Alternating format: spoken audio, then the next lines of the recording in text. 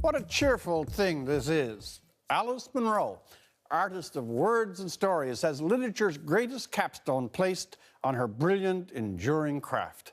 Alice Munro has won the Nobel Prize for Literature, the Nile headwaters of every other literary award on the planet.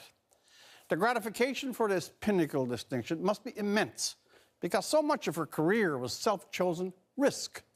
There was the big fact of when she began to write. She was in midlife, wife and mother, 37 years of age, and she went almost straight to the major leagues. The New Yorker magazine, the display case of the finest short fiction talent on the continent, competing at the top scale right away with the names. Then there was the choice of the short story as her form, a high risk too. The short story insists on the very largest talent, like walking the high wire over a gorge carrying a piano. Short story masters are a handful, but they are all giants.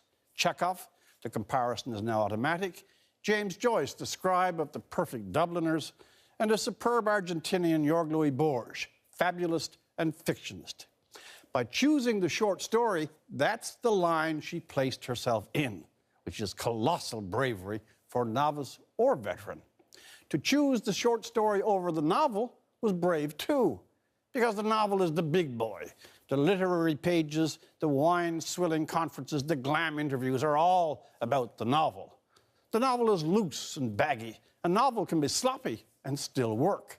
But the short story demands a jeweler's craft, the keenest inner eye for the most precise balancing, an absolute sense of diction and word placement, the ordering of events, and mastery of tone. Finally, Alice Munro spoke to the world from a secluded, distilled corner of it. Those shaped fables of hers found an echo all over. In Donne's words, she made one little room and everywhere. Let's sum that up. She starts late, doesn't write novels. Out of the blocks, she's competing with the best. Places small-town Ontario in the hearts and imaginations of half the world.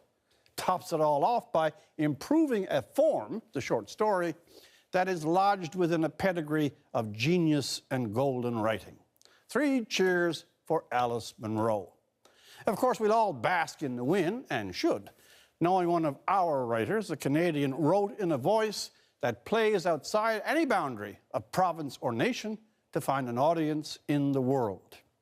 Literature is the voice of humanity first, but only a very few writers make that grand leap to that great sphere.